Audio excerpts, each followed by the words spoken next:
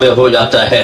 حضرت عمر کے زمانے میں مصر فتح ہوا تو دریائے نیل خشک ہو گیا، ہر سال دریائے نیل خشک ہو جاتا تھا، تو مصر کے لوگ ایک جوان بچی کو پکڑ کر زیورات سے اس کے سجا کر اور اس کو پہنا کر اس کو جا کر دریا میں ڈبو دیتے تھے۔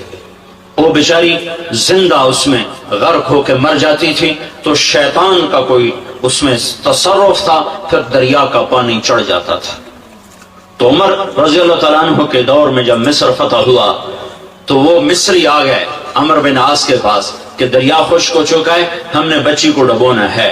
حضرت عمر نے کہا اسلام اس ظلم کی اجازت نہیں دیتا۔ انہیں حضرت عمر کو خط لکھا، دریائے نیل خشک ہو چکا ہے اور دریا یوں چلتا ہے کہ ایک بچی کو اس میں ڈالا جاتا ہے، وہ مرتی ہے تو دریا بھر آتا ہے۔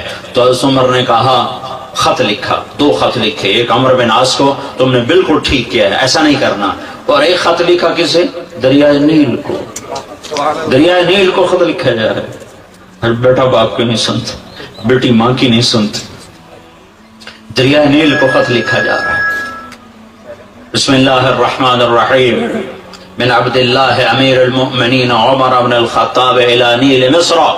یہ اللہ کے بندے عمر بن خطاب امیر المومنین کا خط ہے دریائے نیل کے نام۔ ان کنت تجری من قبلک فلا تجری، اے نیل اگر تو اپنی طاقت سے چلتا ہے تو بند ہو جا۔ وَإِن كَانَ اللَّهُ الْوَاحِدُ الْقَهَّارُ يُجْرِيهِ، اور اگر تمہیں عمر کا اللہ چلاتا ہے تو میں اپنے اللہ سے کہتا ہوں تمہیں جاری کر دے۔ اور کہا عمر یہ میرا خط دریائے نیل میں ڈال دو۔ رات کو دریائے نیل میں خط ڈالا گیا، صبح 16 ہاتھ دریا چڑھ کے بہ رہا تھا۔ دوستی تھی، دوستی تھی۔ اللہ سے دوستی لگا لو، اللہ سے تعلق بنا لو، یہی سارے مسائل کا حل ہے۔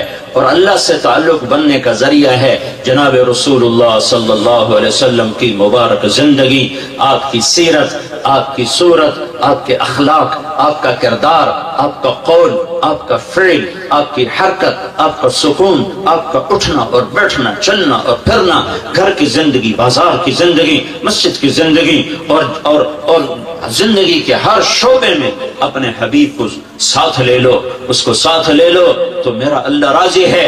میرے رب کا اعلان ہے یا محمد لو استفتحونی کل باب وجاؤنی من کل طریق لا افتح علیہم الا ان یکونوا وراءک۔ لاہور کی امت کو سنا دے، عورتوں مردوں کو سنا دے، جنہیں اللہ چاہیے، جنہیں اللہ چاہیے، جنہیں اللہ چاہیے، انہیں تیرے پیچھے چلنا پڑے گا۔ تیرے پیچھے نہ چلے تو میں نہیں ملوں گا۔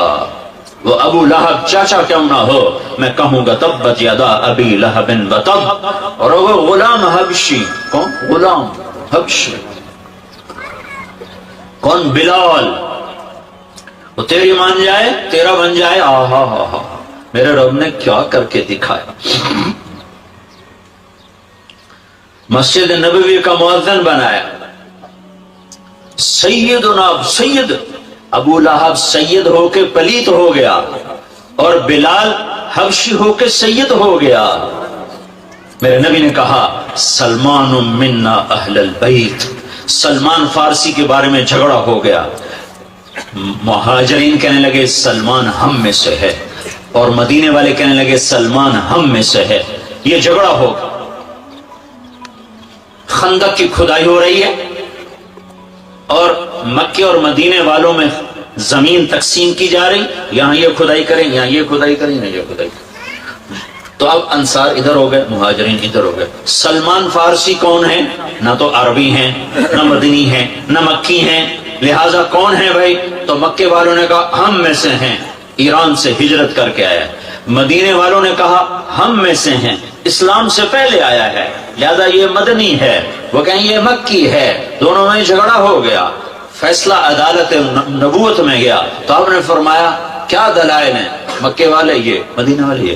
کہا میں فیصلہ کرتا ہوں، سلمان منا اہل البیت، سلمان میرے اہل بیت میں سے ہے۔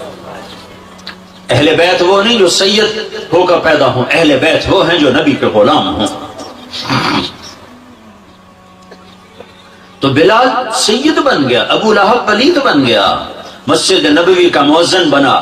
ظہر کی نماز 12 ربیع الاول 7 جون 633 عیسوی 11 ہجری اللہ کے نبی دنیا سے رخصت ہو چکے ہیں اور ظہر کی نماز کے لیے بلال چھت پہ چڑھے، جب کہا اشہد ان محمد تو روتے روتے روتے آواز بند ہو گئی اور اذان پوری نہ کر سکے اور دھوڑے مار کے رونے لگے، سارے مدینے والے رونے لگے۔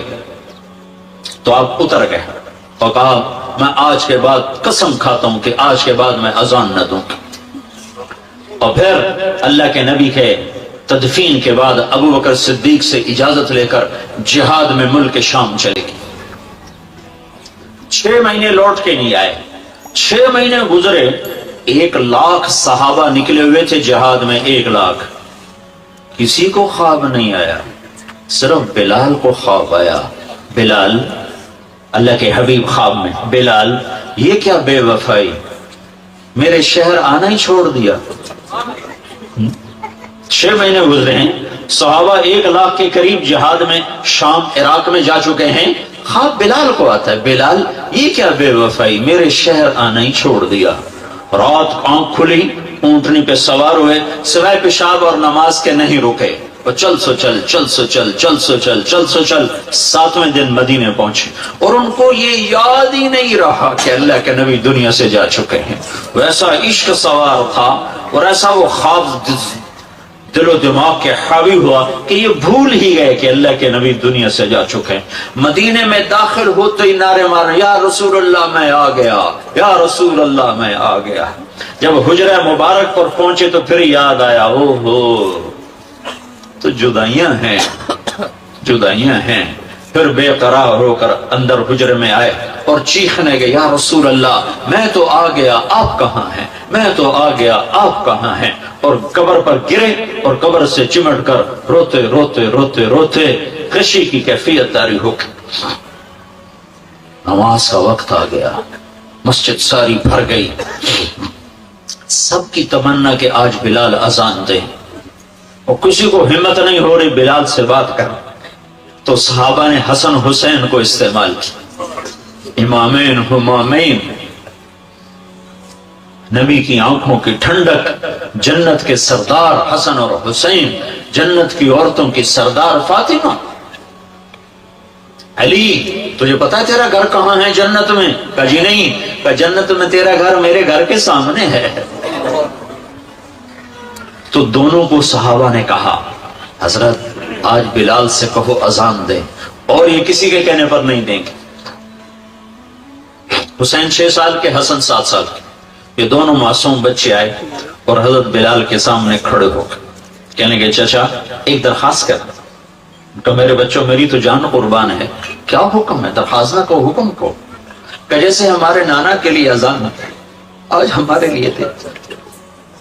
تو بلال رضی اللہ عنہ پھوٹ پھوٹ کے رونے لگے، کہنے کہ میں نے قسم کھائی تھی کہ میں اذان نہیں دوں گا، لیکن میں تمہاری خاطر تو جان بھی قربان ہے، قسم تو چھوٹی سی چیز ہے، میں قسم کا کفارہ دوں گا۔ اور ایسے چڑھے چھت پر، ایک انصاری عورت کا گھر تھا جس کی چھت پہ چڑھ کے اذان دیتے تھے، کانوں میں انگلیاں دے کے جو ہی کہا اللہ اکبر تو سارے مدینے میں کوہرام مچ گیا، اور عورتیں ننگے سر ننگے پاؤں روتی ہوئی گھروں سے باہر نکل آئیں، اور مسجد نبی میں چیخ چنگھاڑا مچ گیا، یوں لگا جیسے دور نبوت لوٹ کے واپس آ گیا۔ یہ شان ہے کہ محمد سے وفا تو نے تو ہم تیرے ہیں، یہ جہاں چیز ہے کیا لوح و قلم تیرے ہیں۔ پھر دوسرا واقعہ، جب بیت المقدس فتح ہوا اور حضرت عمر خود پہنچے اور پہلی نماز مسجد اقصی میں ہونے لگی ہے اور جمعے کا دن ہے، جمعے کے دن لشکر اسلام داخل ہوا، عمر رضی اللہ عنہ قائد ہیں۔ السلام علیکم، گائیڈڈ نور لا رہا ہے آپ کے لیے مولانا طارق جمیل کے نیو بیان۔ مولانا طارق جمیل کے اولڈ اور نیو بیان سننے کے لیے ہمارے چینل کو سبسکرائب کریں اور بیل آئیکن کو ضرور پریس کریں تاکہ آپ کے آنے والے نئے بیان آپ کو مل سکے۔ شکریہ۔ جمعے کی اذان ہونے لگی تو 36,000 کا لشکر تھا، تو سب نے آ کر منت کی بلال کی کہ اذان، وہ نہیں مانے، تو حضرت عمر نے کہا بلال بلال یہ دیکھ آج اذان دیتا۔ تو بلال وہ صخرہ پہ سوار ہوئے، وہ جو گنبد سا نظر آتا ہے اس کے نیچے ایک چٹان ہے جہاں براق باندھا گیا تھا، تو اس پہ سوار ہوئے اور جو ہی کہا اللہ اکبر تو یہ 36,000 کا لشکر روتے روتے زمین پر گر گئے۔ یہ اللہ کے حبیب کی اطاعت کی عزت ہے۔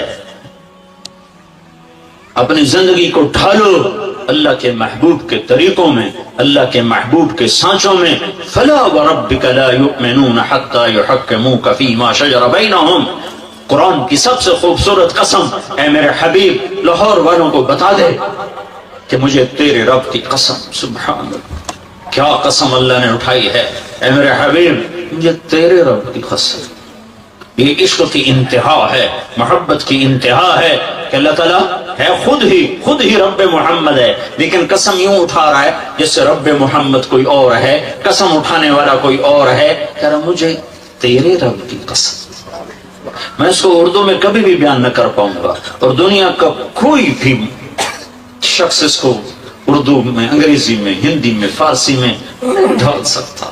فلا ورب، فلا ورب، سبحان، اے میرے حبیب مجھے تیرے رب کی قسم۔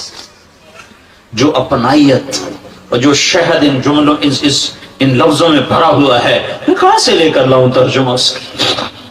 مجھے تیرے رب کی قسم۔ علامہ اقبال میڈیکل کالج کے نوجوان بچے بچیوں کو بتا دے کہ تیرے غلام بنے گے تو میں ان کا ہوں، ورنہ میں کسی کا نہیں تیرے سوا۔ تو اللہ کو اپناؤ، اللہ کو اپناؤ، غلامی مصطفیٰ کے ساتھ، غلامی رسول کے ساتھ، غلام محمد بن کے چلو، غلام رسول بن کے چلو، غلام نبی بن کے چلو، اللہ کے حبیب کے طریقوں میں ڈھل کے چلو، سیکھ کے چلو۔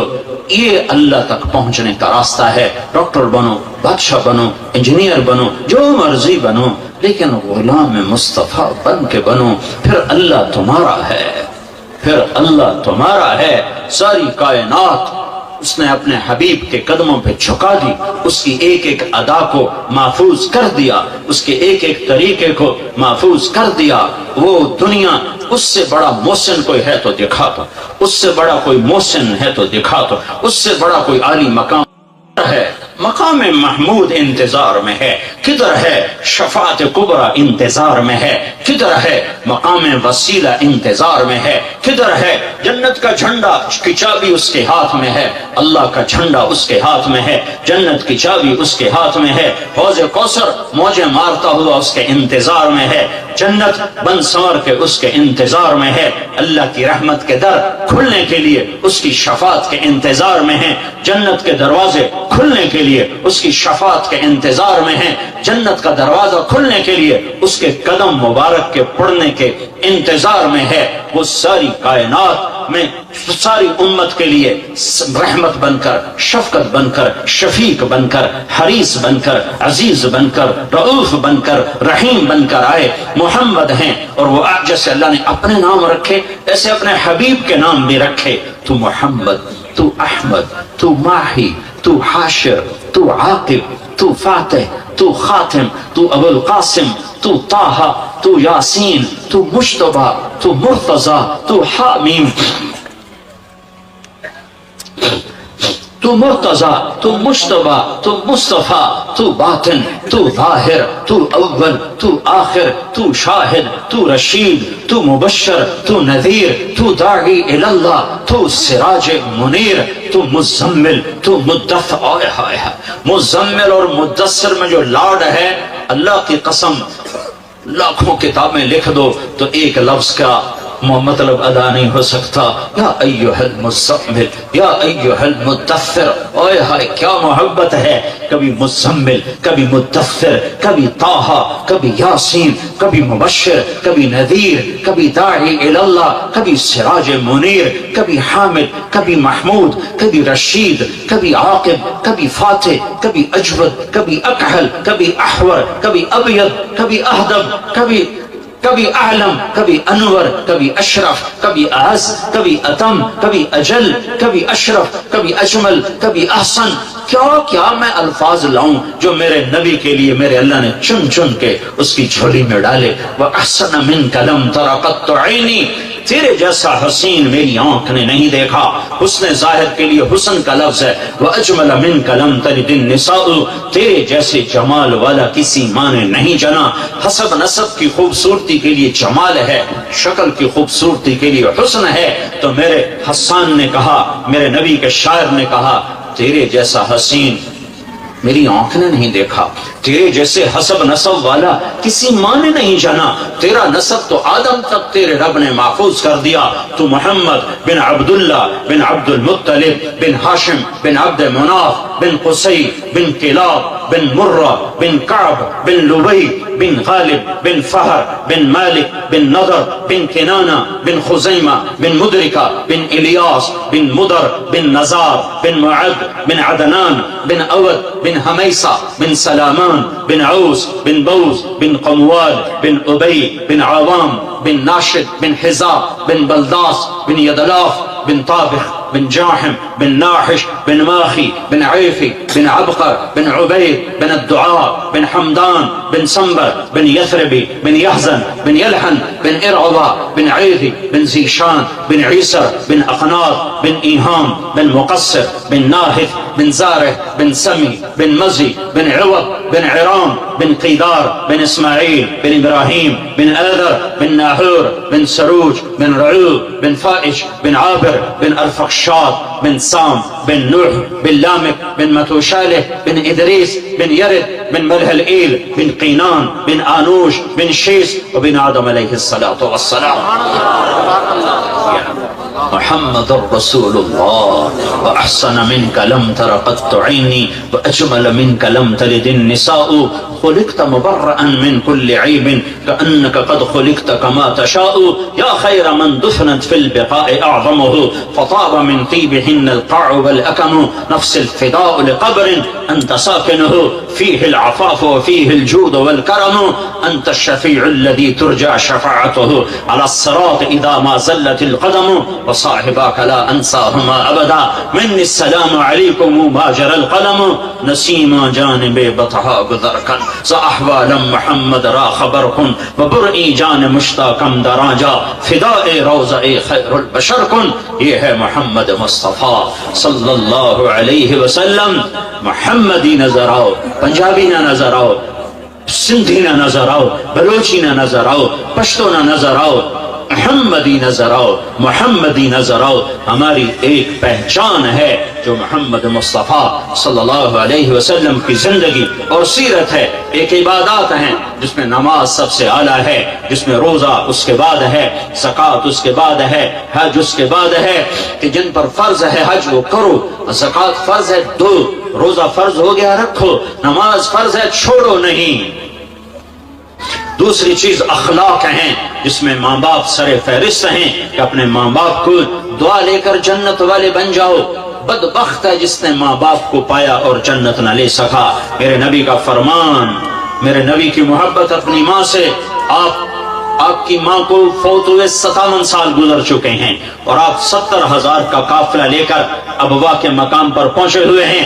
مکہ کی طرف سفر ہے, آخری حج کا موقع ہے, اپریل کا مہینہ ہے, شدید دھوپ ہے, آپ نے احرام باندھا ہوا ہے, ننگے سر ہیں, آپ ماں کی قبر سے اوپر سے وہاں راستہ کوئی نہیں ہے, راستہ کوئی نہیں ہے. آپ خود ماں کی قبر کے اوپر سے گزرے ہیں. جب ماں کی قبر پر پہنچے تو آپ اونٹنی سے اتر گئے, اونٹنی سے اتر گئے اور ماں کی قبر کے سرانے دیکھو, آپ ایسے بیٹھے, گھٹنے اٹھائے, دونوں ہاتھ یہاں رکھے اور سر یوں دیا,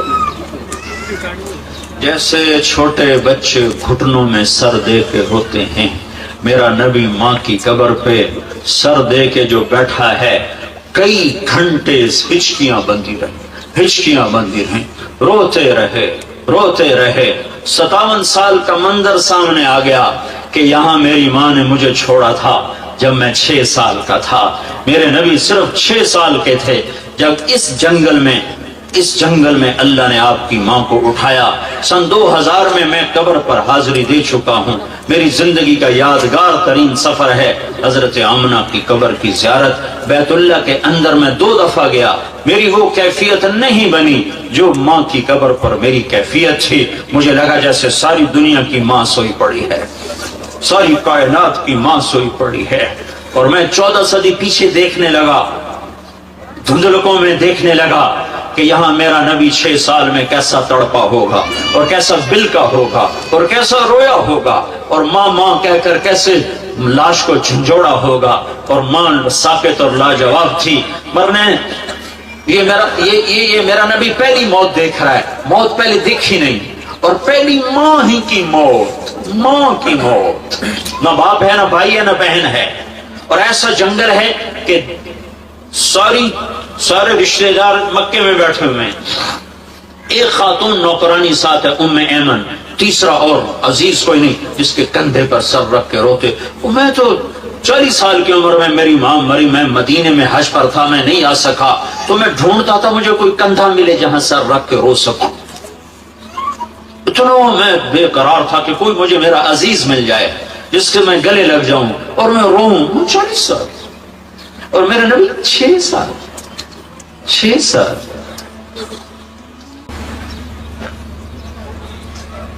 اور ماں نے دیکھا بچے کو, آخری نظر, آپ کی آنکھوں میں موٹے موٹے آنسو. ہائے, ابوا کے پہاڑ بھی رو رہے تھے, چشمے فلک بھی گریا تاری تھا, سورج بھی شعاؤں کی شکل میں آنسو گرا رہا تھا, بوڑھا آسمان کپ کپا رہا تھا, سنگلاخ پہاڑ موم بن رہے تھے. جب میرے نبی کی ماں زندگی ہار رہی تھی تو آخری الفاظ تھے, ہر زندہ نے بیٹا مر جانا ہے, ہر جوانی نے ڈھل جانا ہے, میں ایک بچہ چھوڑ کے جا رہی ہوں جو کائنات کو پاک کر دے گا. اور یہ کہہ کر گردن ڈھلکی اور میرے حبیب نے یوں سینے پر سر اور چمٹ کے رویا ہے. کیا رویا ہے کہ کائنات کو بھی رلایا ہے. تدفین کے بعد جب اتنا اونچا پہاڑ ہے جتنا یہ ہے, یہ پلر اتنا اونچا پہاڑ تھا, جب نیچے اترے ہیں تو پھر آپ بھاگ کے پہاڑ پہ چڑھ گئے. تو ام ایمن پیچھے پہنچی تو اب ماں کی قبر سے لپٹے ہوئے, ایسے لپٹے ہوئے. جو ام ایمن قریب پہنچی تو سنا آپ کہہ رہے تھے, اماں تجھے تو پتا تھا تو ہی میرا آخری اور پہلا سہارا ہے, تو بھی مجھے چھوڑ کے چلی, تو بتا میں کس کی گود میں سر, ہائے ہائے, کس کی گود میں سر رکھ کے سوں. واہ میرے رب, تو کتنا بے نیاز ہے, جس کے لیے کائنات بنائی, کتنا اس کو رلایا. ام ایمن نے پکڑا, اٹھو بیٹا چلیں, کاما مجھے چھوڑ دو, میں کہیں نہیں جاؤں گا, میں ماں کے بغیر کہیں نہیں جاؤں گا. پھر میرے نبی نے یہ میں سارا واقعہ تمہیں سنا کر حدیث سنانا چاہتا ہوں تاکہ تمہارے اندر حدیث کی عظمت پیدا ہو کہ اس کا بیک گراؤنڈ کتنا زبردست ہے. میرا نبی جو جنت کا چابی بردار ہے, جو مقام محمود کا مالک ہے, جو شفاعت کبریٰ کا مالک ہے, جو ختم نبوت کا تاج سجائے ہوئے ہے, جس کے قدم رکھے بغیر جنت کھل نہ سکے, جس کی شفاعت کے بغیر حساب ہو نہ سکے, جس کی آمد کے بغیر نہ آدم ہوتا, نہ نوح ہوتا, نہ ابراہیم ہوتا, نہ اسماعیل ہوتا, نہ یوسف ہوتا, نہ یعقوب ہوتا. یہ وہ ہستی ہے اور وہ کہہ رہے ہیں کاش میری ماں زندہ ہوتی تو میں اس کی ایسی خدمت کرتا کہ اگر میں عشاء کی نماز کے مصلی پہ کھڑا ہوتا اور میں سورت فاتحہ پڑھ رہا ہوتا اور ادھر سے میرے گھر سے آواز آتی بیٹا محمد, تو میں نماز توڑ دیتا اور میں یوں منہ کرتا, میں کہتا اماں جی لبیک, میں نماز بعد میں پڑھوں گا. ایک رخ عبادت کا ہے جس میں نماز سب سے آگے ہے, ایک رخ معاشرت کا ہے جس میں اخلاق سب سے آگے ہیں, جس میں ماں باپ خدمت میں سب سے آگے ہیں. آپ سے پوچھا گیا یا رسول اللہ قیامت کب آئے گی؟ کہیں تو اللہ کو پتا, اور کوئی نشانی کہ جب ماؤں کو ذلیل کیا جائے گا تو آ جائے گی. جب لاہور کے جوان بچے بچیاں ماؤں کو ذلیل کریں گے تو قیامت آ جائے گی. یہ نہیں کہا جب کفر آئے گا تو قیامت آئے گی, جب اسلام مٹے گا تو قیامت آئے گی, کہ جب ماؤں کو ذلیل کیا جائے گا تو قیامت قائم ہو جائے گی. یہ میرے نبی کے اخلاق ہیں. معاف کرنا سیکھو، درگزر کرنا سیکھو، گالی سے بچو، جھوٹ سے بچو، غیبت سے بچو، حق تلفی سے بچو، حق مارنے سے بچو. میرے نبی نے ایسے سر پہ ہاتھ مارا کہا او ہو کتنا سخت حکم آیا ہے. تو سارے صحابہ کانپ گئے، کوئی پوچھ نہ سکا خوف کی وجہ سے. اگلے دن ایک صحابی ہیں محمد بن عبداللہ بن جحش رضی اللہ عنہ، ہم کہا یا رسول اللہ کیا حکم آیا تھا، کل کیا حکم آیا تھا؟ کہا میرے اللہ کا حکم آیا تھا کہ ایک آدمی اللہ کی راہ میں شہید ہو جائے. شہید کہ قطرہ پہلا جب خون کا گرتا ہے تو جنت واجب ہو جاتا. ٹھیک ہوگی بات؟ شہداء قبروں میں زندہ ہوتے ہیں، ٹھیک ہوگی؟ ایسے اٹھیں گے قیامت کے دن کہ ان کے جسم سے خون نکل رہا ہوگا اور اس میں سے مشک کی خوشبو آ رہی ہوگی.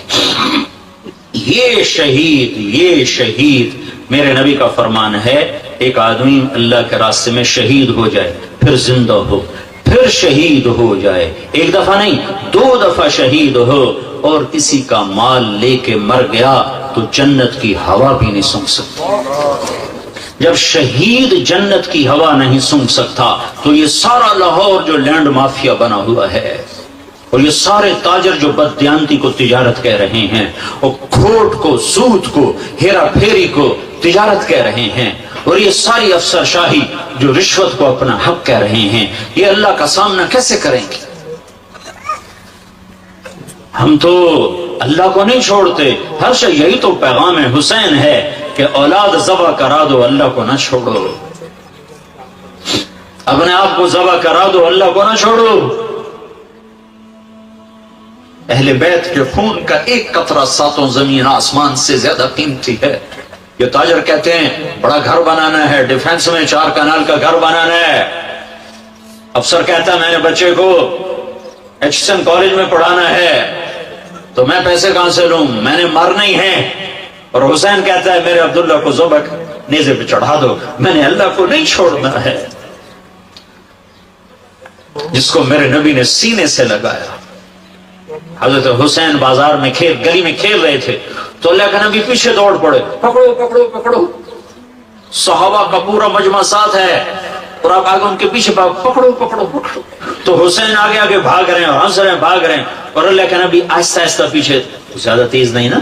وہ حسین یوں سمجھ رہے تھے کہ آج تو میرا نانا مجھے پکڑ ہی نہیں سکتا، تو آپ پیچھے ہولے ہولے کر رہے تھے، وہ آگے بھاگ رہے تھے، ہنس رہے تھے. سارے صحابہ یہ منظر دیکھ رہے ہیں، 2 جہان کا سردار کیسے اپنے لاڈلے سے کھیل رہا ہے. تو کہا یہ پکڑا گیا اور پکڑ کے اٹھایا، تھوڑی چومی، ہونٹ چومے، ماتھا چوما، کہ حسین مجھ سے ہے میں اس سے ہوں. اور آج اس کا سر کٹا پڑا ہے. اور ابن زیاد ہاتھ میں چھڑی لے کر ہونٹوں پہ چھڑی ماری، پھر ماری، پھر ماری. تو حضرت انس کھڑے ہو گئے کہ بدبخت یہ چھڑی ادھر سے ہٹا، میں نے ان ہونٹوں پہ نبی کے ہونٹوں کو دیکھا، ان ہونٹوں کو نبی نے چھپا ہوا ہے. وہ ذبح ہو کے لاہور والوں کو پیغام دے رہا ہے. آج کے بدبخت غفلت میں ڈوبی ہوئی انسانیت، بخت ڈوب گیا، بخت ڈوب گیا. جب اللہ ناراض ہو گیا تو کون سی خوش بختی ہے، بخت ڈوب گیا. جب اللہ ناراض ہو گیا تو کون سی کامیابی ہے، ناکام ہو گئے. ساری دنیا دھوکے کا شکار ہو گئی. کہ ہٹا، میں نے ان ہونٹوں پہ نبی کے ہونٹوں کو لگتے دیکھا ہوا ہے. سارا گھر ذبح ہو گیا، 16 ذبح ہو گئے. معصوم عبداللہ کے بھی گلے کے تیر پار ہو گئے. تو اللہ کو ساتھ لے لو، اللہ کو ساتھ لے لو، اللہ کو ساتھ لے لو. اور اللہ ساتھ ہوتا ہے جناب رسول اللہ صلی اللہ علیہ وسلم کی مبارک زندگی اور ترتیب پر یہ کرو گے تو اللہ تمہارا ساتھی ہے. یہ نہیں کریں گے تو دنیا کا کوئی سیاسی طبقہ ہمیں اس بھٹی سے نہیں نکال سکتا، اس دلدل سے نہیں نکال سکتا. ہمارے حکمران تو ہے ہی نہیں، ان بیچاروں کے ہاتھ میں کچھ نہیں ہے. ہماری تقدیر کا مالک اللہ ہے، ہمارے بننے بگڑنے کا مالک اللہ ہے. ولو ان اہل القرى آمنوا واتقوا لفتحنا علیہم برکات من السماء والارض. تم میری مان جاؤ، میں زمین آسمان کی برکتوں کے دروازے کھول دوں. میں حکمرانوں کو اس لیے دوش نہیں دیتا کہ حکمران، فوج، پولیس، افسر شاہی 15-20 لاکھ سے زیادہ نہیں ہیں. زیادہ چھلانگ مارو، یہ سارا مجمع 20 لاکھ کا ہوگا اور آبادی 15 کروڑ ہے. 20 لاکھ انتہائی بدترین ہوں اور باقی 15-14 کروڑ 60 لاکھ اگر نیک ہوں، رب ذوالجلال کی قسم یہاں دودھ اور شہد کی نہریں اللہ بہا دے. حکمران نہیں، طارق جمیل بگڑا ہوا ہے، تاجر بگڑا ہوا ہے، زمیندار بگڑا ہوا ہے، عورت بگڑی ہوئی ہے، مرد بگڑا ہوا ہے، جوان باغی ہے، بوڑھے باغی ہیں، غریب باغی ہیں، مالدار باغی ہیں. سارے ہم اس کشتی کے ڈبونے میں، صرف نا خدا ملہ کا ہاتھ نہیں ہے، مسافروں کے ہاتھ میں بھی بھرمے ہیں اور اپنی کشتی میں چھید کر رہے ہیں. 50-15 کروڑ میں 2-4 کروڑ بھی برے ہوں تو کچھ نہیں ہوتا، باقی اگر صحیح ہوں نہیں. ہم سب نافرمان ہو چکے ہیں. ہمیں اللہ کو منانے کی ضرورت ہے اور اللہ کو منانا اتنا آسان ہے. میرا رب کہتا ہے میرے بندہ، میری بندی، چل گناہ کر لے حوصلے گناہ کے. کتنے کر؟ زمین بھر دے. اور کتنے کر؟ چاند تاروں کو بھر دے. اور کتنے کر؟ خلا کو بھر دے. اور کتنے کر؟ تہ بتہ چڑھ جا. اور کتنے کر؟ آسمان کی چھت کو اپنے گناہ لگا دے. مجھ سے کروڑوں اربوں سال کی عمر لے اور گناہ کے اسباب لے اور کرتا کرتا کرتا تہ بتہ آسمان کی چھت کو لگا دے. پھر ایک دفعہ، صرف ایک دفعہ یوں کہہ کے یا اللہ معاف کر دے، تو میں سارے ہی معاف کر دوں. میں منتیں نہیں کرواؤں گا. ماں منتیں کرواتی ہے، باپ منتیں کرواتا ہے. میں نہیں کروں تو کہے گا یا اللہ معاف کر. میں کہوں گا جاؤ معاف کر دیا. تو میرے عزیزو، سب جوان بیٹھے ہو، آج توبہ کر کے اٹھو. تبلیغ میں وقت لگاؤ. تبلیغ اللہ رسول سے محبت کا بہت بڑا کام ہو رہا ہے. بڑے صدیوں کے بعد ایک کام ملا ہے جو فرقہ واریت سے پاک ہے، جو تعصب سے پاک ہے، جو طعن و تشنیع اور تنقید سے پاک ہے. اپنے رب سے صلح کرو. تبلیغ میں وقت لگاؤ. چاہے جب تمہیں چھٹیاں ہوں 4 مہینے لگاؤ، 40 دن لگاؤ، ہر مہینے 3 دن لگاؤ. لیکن ابھی یہ کئی ہزار نوجوان بیٹھے ہیں، سارے مرد، عورت، بچے بچیاں، آج توبہ کر کے اٹھو. یہ میرا سب سے مطالبہ ہے کہ آج تک اپنی مرضی کی گزاری، آج کے بعد اللہ کی مرضی کی گزاریں گے. تو نیت کرو کہ آج ہم نے توبہ کر کے اٹھنا. ٹھیک ہے؟ نیت کرتے ہو؟ سارے کہو یا اللہ میری توبہ. پھر کہو یا اللہ میری توبہ. پھر کہو یا اللہ میری توبہ. اگر یہ توبہ آپ سب نے، بچے بچیوں، مرد عورتوں نے کر لی ہے تو آپ کو مبارک ہو. آپ کے سب گناہ معاف ہو چکے ہیں. آپ سب ایسے بیٹھے ہو جیسے ابھی ماں نے جنم دیا ہو. یہ الٹے ہاتھ کی فائل ختم، غائب، زیرو. اور آسمان تک روشنیاں. اس مجلس کے فرشتے تمہیں دیکھ کر خوش ہو رہے ہیں، تمہارے لیے دعائیں کر رہے ہیں. یہ فضا، یہ ہوا تمہارے بوسے لے رہی ہے. یہ ٹینٹ تک تمہیں دیکھ کے خوش ہو رہا ہے کہ ان میں بھی اللہ نے جان رکھی ہے. اور اللہ آسمانوں پہ تم سب مرد عورتوں کے نام لے کر فلاں فلاں کی بیٹی، فلاں فلاں کا بیٹا، اس نے توبہ کی، میں نے معاف کیا، میں نے معاف کیا. توبہ پر معافی کے اعلان ہو رہے ہیں. جب کبھی دوبارہ ٹوٹ جائے تو پھر کر لینا، اللہ پھر معاف کر دے. تو نیت کرتے ہو نا سارے بھائی نیت کرتے ہو نا؟ ہاں. اگر کسی سے لڑے ہوئے ہو صلح کر لو. کسی کا حق مارا ہے حق دے دو. کسی پر زیادتی کی ہے معافی مانگ لو. کسی کا دبایا ہوا ہے تو سامنے ہاتھ چھوڑ دو. نمازوں میں غفلت ہے شروع کر دو. ماں باپ سے کھٹ پٹ ہے پاؤں میں پڑ جاؤ. میاں بیوی میں جھگڑا ہے صلح کر لو. عجب بات ہے جب میاں بیوی لڑ کے آپس میں صلح کریں تو ان کے پچھلے سارے گناہ معاف ہو جاتے. اللہ کو یہ صلح اتنی پسند. تو سارے بھائی نیت کرتے ہو؟ ساری مستورات بھی مرد بھی نیت کرتے ہو نا؟ چلو درود شریف پڑھو. اللهم لك الحمد كما أنت أهله فصل علی محمد کما انت اہلہ وفعل بنا ما انت اہلہ انک اہل التقوی و اہل المغفرہ۔ اے زمین آسمان کے اللہ، ہمارے دیس کا یہ دستور ہے، جب کوئی ناراض ہو جاتا ہے تو اس کو منانے کے لیے کچھ لوگ چل کے اس کے در پر آتے ہیں، اس کے پاؤں پکڑتے ہیں، اس کے سامنے ہاتھ جوڑتے ہیں، منت کرتے ہیں۔ وہ جتنا بھی غصے میں ہو، یا اللہ وہ اپنا غصہ چھوڑ دیتا ہے اور وہ راضی ہو جاتا ہے۔ میرے کریم اللہ، اس دھوپ اور گرمی میں یہ ہزاروں نوجوانوں کا، مرد عورتوں کا، بچے بچیوں کا وفد لے کر ہم تیری بارگاہ میں آئے ہیں، ہم تجھے منانا چاہتے ہیں۔ ہمیں پتہ ہے تو ہم سے روٹھ چکا ہے میرے مولا۔ معصوم بچے ٹکڑے ٹکڑے ہو کر فضاؤں میں بکھر رہے ہیں، ہمارے جہاز گر رہے ہیں، ہمارے اوپر برفانی تودے گر رہے ہیں، ہمارے پانی روٹھ گئے، ہماری ہوائیں ہماری دشمن بن گئیں، ہماری دھرتی کی برکتیں اٹھ گئیں کہ تو ہم سے ناراض ہو گیا۔ آج ہم تمہیں منانے آئے ہیں، اتنے بڑے وفد، تو بڑا سخی اور کریم ہے، تو وقت نہیں لوٹاتا ہے۔ ایک آدمی ہاتھ اٹھا کر تیری منت کرتا ہے تو تیرے نبی کا فرمان ہم تک پہنچا۔ تو یہ کہتا ہے کہ مجھے اٹھے ہوئے ہاتھوں کو خالی بھیجنے سے شرم آتی ہے۔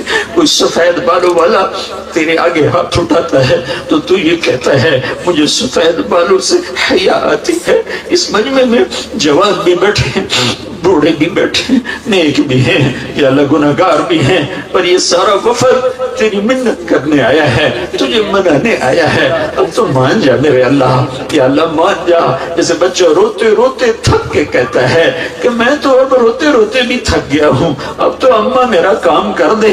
اے میرے رب، ہم بھی روتے روتے تھک گئے اور یا اللہ آنسو بہتے بہتے خشک ہو گئے۔ ہم اس یتیم کی طرح ہیں جو خود ہی روتا خود ہی چھوڑتا، اس یتیم کی طرح جس کے آنسو پوچھنے والا کوئی نہیں، ہم اس یتیم کی طرح جسے نہ ماں کی گود نصیب ہے نہ باپ کی چھاؤں نصیب ہے۔ آج تیری محبوب کی امت یتیم ہو چکی ہے، اس کے بچے ذبح ہو رہے ہیں، ان کی بیٹیوں کی عزتیں نیلام ہو رہی ہیں، ان کے ملکوں کے سودے ہو رہے ہیں، ان کی نسلوں کو بھیڑ بکری کی طرح ذبح کیا جا رہا ہے۔ تو آ جا نا یا اللہ، تو آ جا میرے مولا، تجھے مناتے ہیں، تو آ جا میرے آقا، ہماری مان لے میرے اللہ، تو کہہ دے میں آ رہا۔ اے کریمہ کا ساز خاموش ہے، فریاد سے معمور ہے، ہمارا روح زبان بن چکا ہے، ہمارے دکھ بوٹی بوٹی میں دکھ درد گھر کر چکے ہیں۔ کبھی خوفناک بیماریوں کے حملے ہیں، کبھی خوفناک آسمانی آفات کے حملے ہیں، کبھی زلزلے آتے ہیں، معصوم بچے چھتوں کے نیچے ہی قبریں بنا کے سو جاتے ہیں، ان کی مائیں ان کی شکل بھی نہیں دیکھ پاتی اور وہ لنٹر کے نیچے ہی پڑے پڑے ہڈیاں بن جاتے ہیں۔ کبھی تیرا پانی آتا ہے جو معصوم بچے بوڑھے ماں باپ کو یا اللہ بہاتا ہوا جا کر بحیرہ عرب میں پھینک دیتا ہے۔ کبھی تیری ہوائیں چلتی ہیں، کبھی تیرا پانی آتا ہے، یہ سب تیری ناراضگی کی نشانیاں ہیں۔ اے کریم آقا، ہمیں گلہ نہیں ہے، ہمیں شکوہ نہیں ہے، اللہ تو ٹھیک کر رہا ہے، اللہ تو اس سے بھی زیادہ کرے تو تجھے حق حاصل ہے۔ ہم نے وہ سب کچھ کر دی ہے جو پہلی امتیں کرتی تھیں، تو نے کسی کو بندر بنایا، کسی کو خنزیر بنایا، کسی کو زمین میں دھنسایا، تو ہمیں بھی کر دے تو تجھے حق ہے۔ لیکن تجھے تیرے نبی کے ان آنسوؤں کا واسطہ جنہیں پوچھنے جبریل آیا کرتا تھا، ان آہوں کا واسطہ جو تیرے عرش کو ہلا دیتی تھی، ان فریادوں کا واسطہ جو تیرے فرشتوں کو رلا دیتی تھی، ان دعاؤں کا واسطہ جو احد پہاڑ کو پگھلا دیتی تھی، ان مصیبتوں کا واسطہ جو پہاڑوں کو ریت بنا دیتی تھی۔ تیرے ہمارے پاس کوئی عمل ہوتا ہم تجھے اس کا وسیلہ بناتے دیتے، ہم تو خالی جھولی لے کر آگے ہیں، جھولی بھی پھٹی ہوئی ہے، پھٹی ہوئی نہیں ہے، تار تار ہے۔ ہم وہ فقیر ہیں جس کا کشکول سوراخ دار ہے اور جس کی جھولی تار تار ہے، تو تیری آس لے کر آئے ہیں، تیری امید لے کر آئے ہیں۔ معافی کو پسند کرنے والے اللہ، آج کہہ دینا میں نے معاف کر دیا، اس ملک پہ رحم کر دے، اس ملک پہ رحم کر دے، اس کا نصیب اتنا کیوں سو گیا، اس کا نصیب اتنا کیوں ڈوب گیا، اس کے معصوم بچے اسٹیشنوں پہ تار تار ہو رہے، مسجدوں میں تار تار ہو رہے، معصوم بچہ بات پہ انگلی پکڑ کے جمعہ پڑھنے جا رہا ہے، واپسی پہ 2 بوٹیاں واپس آ رہی ہے، پوری دھرتی میں یہ نہیں ہو رہا، نہیں ہو رہا، یہ یہاں ہو رہا۔ اے رب محمد، اے رب محمد، اے رب محمد، اے رب محمد، اے رب محمد، اے رب محمد، اے رب محمد، اے رب محمد، ہماری فریاد سن، یہ رونا سن، یہ رونا قبول فرما، ان آنسوں میں سے کوئی پسند آئے تو قبول کر لے، اس قابل نہیں ہے کہ یہ قبول ہو، پر کوئی تو ایسا رونے والا ہوگا جس نے تیرے عرش کو ہلایا ہوگا، جس نے فرشتوں کو بھی رلایا، اسی کی تو پہل ہم سب تیرے بارگاہ میں یا اللہ تیرا کرم چاہتے ہیں، تیری آفات سے پناہ چاہتے ہیں، آسمانی، زمینی، جسمانی، روحانی مسائل نے گھیرے میں لیا ہوا ہے، ہم پر کرم فرما دے، ہم پر رحم فرما دے، اس آئے ہوئے مجمع کو قبول فرما، ان مرد عورتوں کو قبول فرما، ان بچے بچیوں کو قبول فرما، ان کے استادوں کو قبول فرما، اس ادارے کو قبول فرما، جتنوں نے ہاتھ اٹھائے ہیں، ہماری اندر میں گھٹی ہوئی دم توڑتی فریادیں ہیں، وہ ساری ہمارے حق میں قبول فرما، ہمارے پورے ملک پر رحم کر دے، رحم کر دے، رحم کر دے، کوئی لوگ ایسے دے، کوئی ابو بکر جیسا دے دے میرے مولا، کوئی ابو بکر جیسا دے، تو نے ہمیں کن کے حوالے کر دیا میرے مولا، جو اپنے پیٹ کا ایندھن بھرنے کے لیے ہمارے گھر جلا رہے ہیں، اپنے عشرت قدے تعمیر کرنے کے لیے ہمارے گھر بلڈوز کر رہے ہیں، کوئی عمر جیسا دے دے جو مسجد میں بیٹھا رو رہا تھا، لوگوں نے پوچھا امیر المومنین کیوں رو رہے ہو، تیرے عمر نے کہا تھا دجلہ کے کنارے کتا پیاسا مرا تو عمر پوچھا جائے گا، آج تو کروڑوں بچے بھوکے مر رہے، تو نے ہمیں کن جانوروں کے حوالے کر دیا،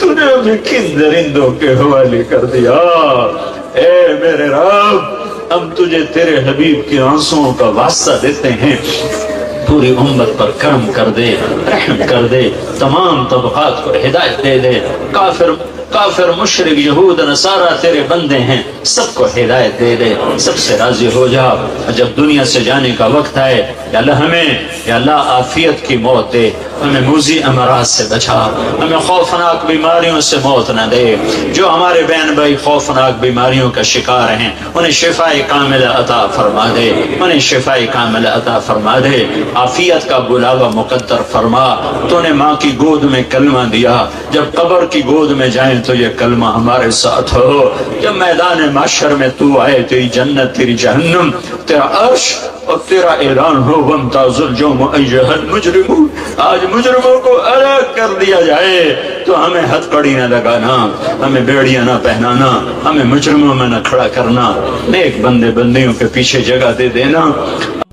آپ مسجد میں بیٹھے تھے تو آپ نے فرمایا اس دروازے سے ایک جنتی آنے والا ہے، تو ایک انصاری صحابی مدینے والے، وہ اتنے نامعلوم ہے کہ ان کا نام کسی حدیث میں نہیں آیا، ان کے ہاتھ میں جوتا تھا اور داڑھی میں وضو کا پانی تھا، وہ آ کے بیٹھ گئے، کسی نے بتایا بھی نہیں کہ تیرے بارے میں اللہ کے نبی نے یہ کہا۔ اگلے دن آپ اسی مجلس میں تھے تو آپ نے فرمایا اس دروازے سے ایک جنتی آ رہا ہے، تو وہی صحابی جو کل آئے تھے اور اسی شکل میں جوتا ہاتھ میں داڑھی کا وضو کے پانی سے وہ آ کے بیٹھ گئے۔ تیسرے دن آپ نے فرمایا اس دروازے سے ایک جنتی آ رہا ہے، پھر وہی صحابی۔ تو اس مجلس میں ایک صحابی ہیں جو 3 دن سے بیٹھ رہے تھے، ان کا نام ہے عبداللہ بن عامر۔ تو جتنے صحابہ میرے نبی کے تھے 1.5 لاکھ یا 2 لاکھ، کوئی کسی نے گنے تو ہے نہیں، اندازہ ہی ہے۔ ان تمام صحابہ میں یہ سب سے زیادہ عبادت کرنے والے تھے، ان سے زیادہ کوئی عبادت والا نہیں تھا۔ ساری رات تہجد پڑھتے تھے، سارا دن روزہ رکھتے تھے، اور 24 گھنٹے میں ایک قرآن ختم کرتے تھے۔ یہ کسی میں طاقت نہیں تھی۔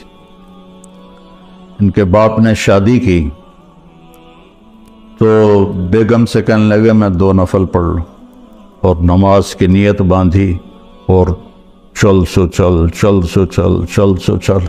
کئی گھنٹے گزر گئے تو اس کی بیگم نے کہا اس کو تو لگتا ہے میرا خیال ہی کوئی نہیں۔ اس نے بھی وضو کیا اور اس نے بھی پیچھے نماز کی نیت باندھ لی۔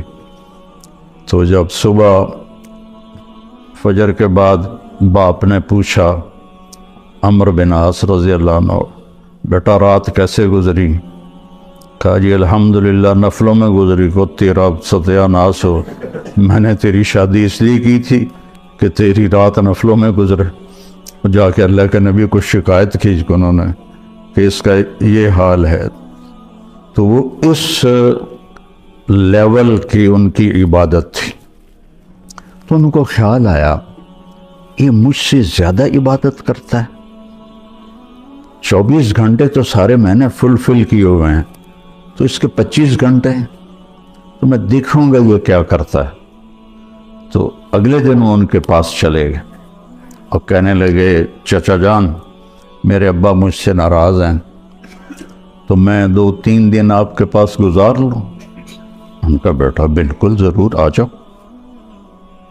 تو وہ اب عشاء کے بعد وہ جلدی سے انہوں نے چادر اوپر لی اور اس میں تھوڑا یوں سوراخ بنا کے نا ان کو دیکھنے لگے کہ اب یہ کیا کرشمہ کرتے ہیں، کچھ ساری رات کا لمبا سجدہ کریں گے یا ساری رات کا رکوع کریں گے یا ساری رات روتے رہیں گے، کیا کریں گے؟ تو ایسے دیکھ رہے۔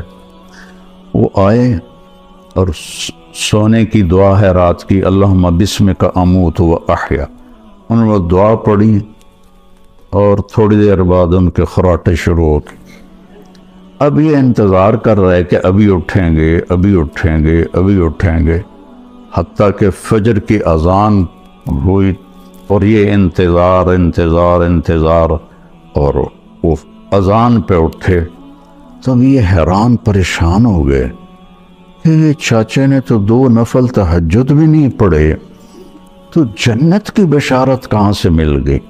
اب اللہ کے نبی کی بات بھی غلط نہیں ہو سکتی، اور آگے چاچا جی کا بھی عمل کوئی نظر نہیں آ رہا، ساری رات سوتا پہ ہے۔ تو ان کا اچھا ایک رات اور دیکھوں گا۔